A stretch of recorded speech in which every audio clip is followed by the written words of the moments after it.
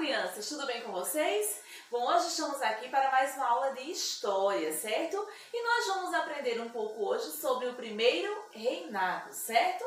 Então, o primeiro reinado foi a primeira fase aí da história do Brasil, após a conquista da independência. Esse período ele foi iniciado no ano de 1822 e foi finalizado em 1831, quando Dom Pedro I renunciou ao trono do Brasil, em favor aí do seu filho, futuro aí Dom Pedro II. Esse período foi marcado pela consolidação aí da independência do Brasil e principalmente pelo autoritarismo de Dom Pedro I, fator que acabou custando aí o seu trono, tá certo?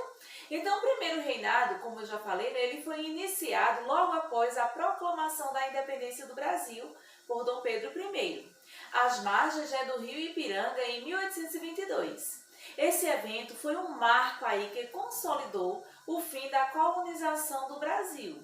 O movimento de independência foi resultado aí direto das pressões realizadas pelas cortes formadas aí durante a Revolução Liberal do Porto.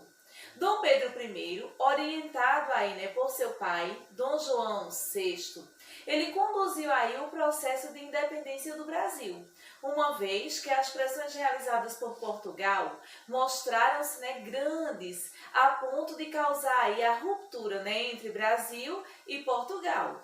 Dom Pedro, durante esse período, ele recebeu as orientações também aí de sua esposa, Dona Leopoldina, e também de José Bonifácio. Com a declaração de independência, foi aí iniciada uma guerra de independência em algumas partes do Brasil, uma vez que ainda havia tropas leais aos portugueses. Algumas das províncias brasileiras se rebelaram, que foram aí, por exemplo, o Pará e o Maranhão. E essa guerra da independência acabou estendendo-se aí até 1824. A mediação realizada pelos ingleses levou ao reconhecimento da independência do Brasil por Portugal em 1825.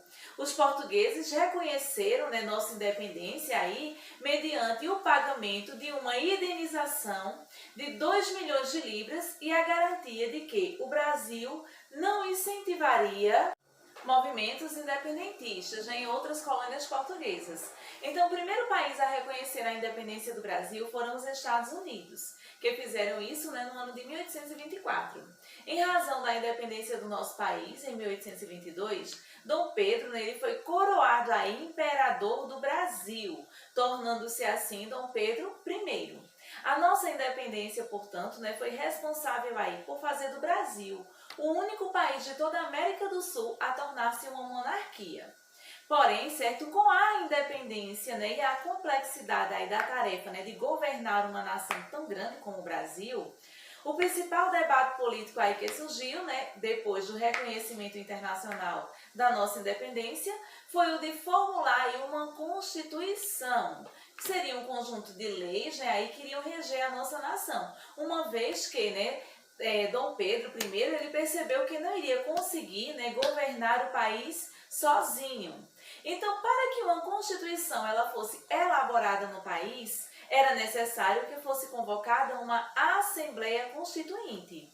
Assim, foram realizadas eleições para a composição, dessa Assembleia, dessa Assembleia Constituinte, em 1822. Os trabalhos da Constituinte foram iniciados em maio de 1823 e deram início, então, a uma série de desentendimentos entre os constituintes e o imperador. O grande foco de tensão aí estava nas liberdades individuais e também na extensão dos poderes do imperador. Os constituintes, eles entendiam que os poderes de Dom Pedro I deveriam ser limitados e que ele não poderia dissolver a Assembleia Constituinte. Já Dom Pedro I, ele defendia o oposto, e, portanto, ele queria que os parlamentares, eles pudessem ali, corrigir e ratificar as suas intenções de ter poderes políticos irrestritos. Outro foco também de tensão era que a Assembleia não queria depender da aprovação do imperador para aprovar leis. Enquanto Dom Pedro I, pretendia aí ter todo o controle sobre a Assembleia. Por fim, havia uma grande tensão aí a respeito do projeto que garantia a liberdade da imprensa, o que era visto com muita desconfiança pelo imperador. A tensão com a Assembleia aumentou quando se formaram então dois grupos entre os constituintes, um de brasileiros e o outro de portugueses. O imperador, obviamente, aliou-se aos portugueses. O grupo dos brasileiros era o que mais defendia as restrições aos poderes de Dom Pedro. Dos trabalhos realizados aí pelos constituintes, formulou-se a primeira Constituição do Brasil, conhecida como a Constituição da Mandioca. A aprovação dessa Constituição foi barrada pelo imperador, quando ele ordenou a dissolução da Assembleia Nacional Constituinte, em 12 de novembro de 1823. As tropas do imperador cercaram aí a Assembleia no dia citado, e colocaram aí fim aos trabalhos legislativos. Esse evento recebeu o nome de Noite da Agonia. Depois aí, de dissolvida a Assembleia e barrada a aprovação da Constituição da Mandioca, o imperador formou o Conselho de Estado para elaborar a nova Constituição Brasileira, que foi apresentada e outorgada no dia 25 de março de 1824. A primeira Constituição Brasileira foi, então, resultado do autoritarismo do imperador, não disposto a ter seu poder questionado aí, pelos deputados. A Constituição de 1824 estipulou diversos pontos, como, por exemplo, a existência de 4 poderes: o moderador, o executivo, o legislativo e judiciário. O poder moderador dava aí a Dom Pedro I plenos poderes. A monarquia foi considerada a forma de governo do Brasil. Assim, o poder seria transmitido hereditariamente, de pai para filho. Outro ponto importante também é que foi estabelecido aí o voto censitário. Que é isso? Somente homens com mais de 25 anos e com renda anual mínima de 100 mil réis teriam o direito de votar. Garantiu também algumas liberdades individuais, como o direito à propriedade privada e à liberdade religiosa.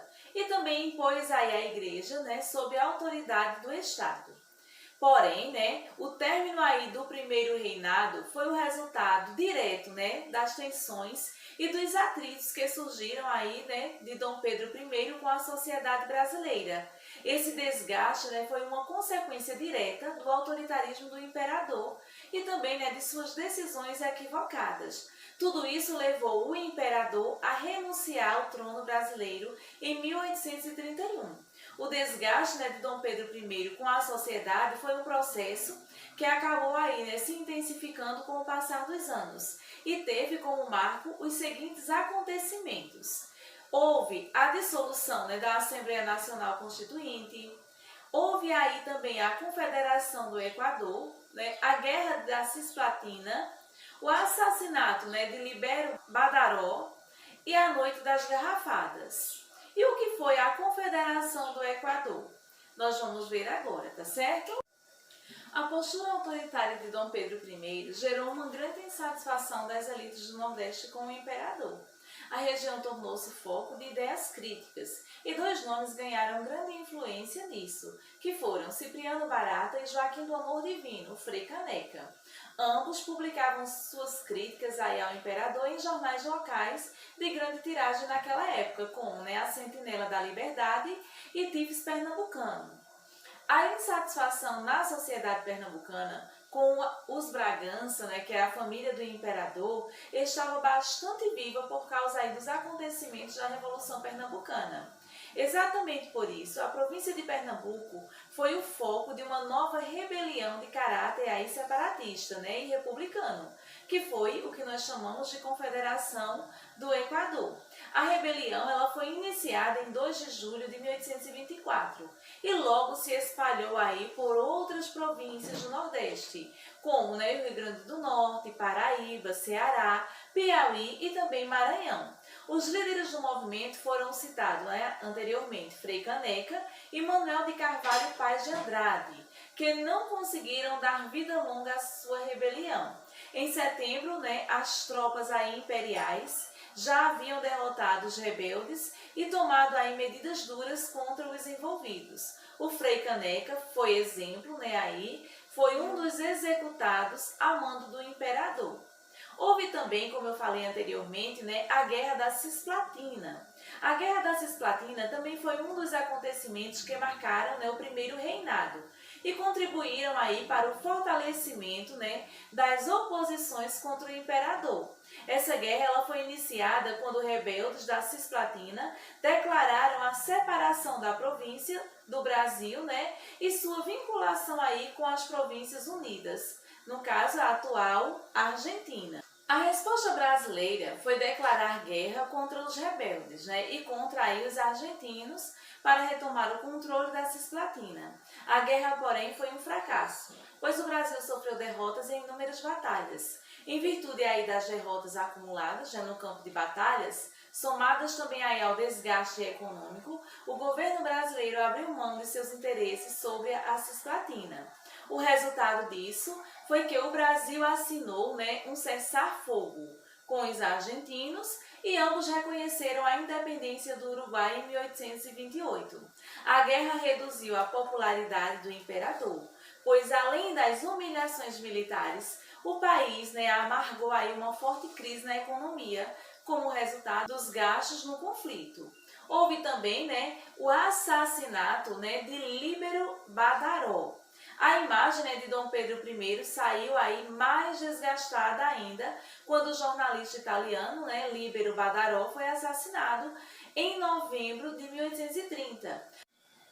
Houve também a Noite das Garrafadas, Foi o episódio final do primeiro reinado, que culminou na renúncia do imperador ao trono brasileiro.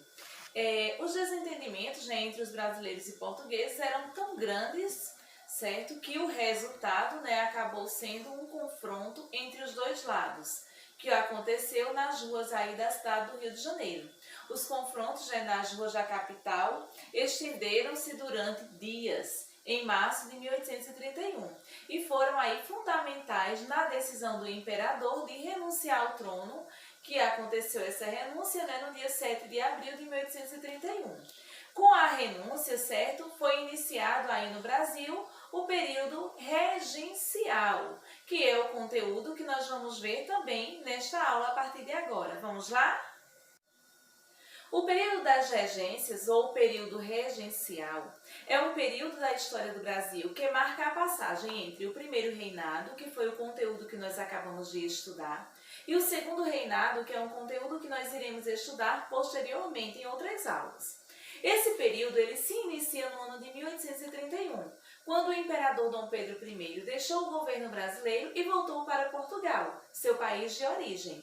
Dom Pedro I deixou o Brasil porque, na época, várias de suas ações como rei foram duramente criticadas e o apoio político da população diminuiu, chegando a ocorrer protestos contra a presença do governo no país.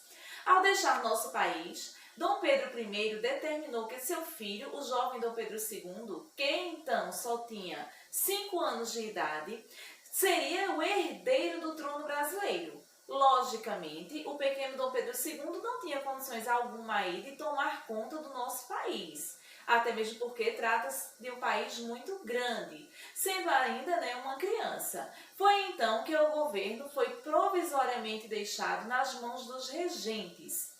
Os regentes eram políticos da época que assumiram o lugar deixado por Dom Pedro I, até que Dom Pedro II, o seu herdeiro, seu sucessor, pudesse atingir os 18 anos de idade.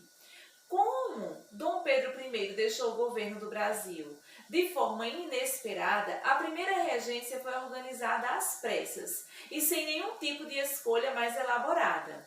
Depois disso, os políticos brasileiros elegeram uma nova regência, formada por 3 integrantes, sendo assim chamada de Regência Trina. No ano de 1835, uma reforma política determinou que somente os que tinham uma renda mínima de 100 mil réis anuais e que representava uma parte muito pequena da população tinham o direito de votar. Dessa forma, podemos dizer, que o período regencial foi dividido em duas partes. Regência Trina, que durou aí de 1831 a 1834, e Regência Una, que foi de 1834 até 1840. Naquele momento, a Assembleia possuía três grupos. Moderados, que era aí a maioria, representavam a elite e eram defensores da centralização. Existia também o grupo dos restauradores, que eram aqueles que defendiam a restauração do imperador Dom Pedro I. E existia também o grupo dos exaltados, que eram aquelas pessoas que defendiam a descentralização do poder. E também tínhamos aí a regência trina provisória, que governa aí de abril a julho, sendo composta pelos senadores José Joaquim Carneiro Campos, representante da ala dos restauradores, Nicolau de Campos Vergueiro, representando os liberais moderadores, e o brigadeiro Francisco de Lima e Silva, que representava os setores mais conservadores dos militares, sobretudo no exército. Logo, o jogo político exigiu aí a formação de uma regência trina permanente. Esta foi eleita em julho de 1831 pela Assembleia Geral. Era composta pelo já integrante da regência provisória Francisco de Lima e Silva, o deputado moderado José da Costa Carvalho e João Braulio Muniz. Com isso, termina aí a provisoriedade da regência. Nesse governo, como ministro da Justiça, é nomeado o padre Diogo Antônio Feijó. No entanto, mesmo aí com as mudanças, o país ainda enfrenta sérios problemas de governabilidade. A oposição entre restauradores e exaltados de um lado e os regentes do outro torna um cenário político aí bastante delicado. Então, por segurança, contra os excessos aí, Diogo Feijó cria a Guarda Nacional. Então, como nós vimos, essa oposição entre os grupos políticos acabou servindo de motivo para que várias revoltas acontecessem. Entre estas revoltas, nós vamos destacar algumas delas. A primeira delas foi a cabanagem, certo? Que aconteceu no Pará. Durou, no caso, de 1835 a 1840. A tendência autonomista aí do Pará remonta ao período colonial, quando o Grão-Pará estava mais ligado à metrópole do que o restante da colônia. Com o movimento aí pela independência do Brasil, acirrou-se aí na província o caráter republicano, especialmente entre os mais pobres, os moradores de regiões ribeirinhas, que eram denominados cabanos, pois eles moravam em cabanas, eram indígenas, negros e mestiços. Eles começaram a reivindicar terras e melhores condições de vida. Tínhamos também aí, certo, os revoltosos, que enfrentaram aí as forças militares do governo em 1835. Foram derrotados na capital e os cabanos já conseguiram progredir aí, lutando no interior até 1840, quando a sangrenta repressão do governo pôs fim ao conflito da cabanagem, com um saldo de aproximadamente 30 mil mortos. A outra revolta que podemos destacar foi a Sabinada, que durou de 1837 a 1831, 2 anos após a revolta dos Malês, em que foi em 1835, outra rebelião também acabou agitando aí Salvador. Essa revolta sabinada aconteceu na Bahia, em Salvador, e foi assim chamada devido ao nome do seu líder, que era o médico Francisco Sabino.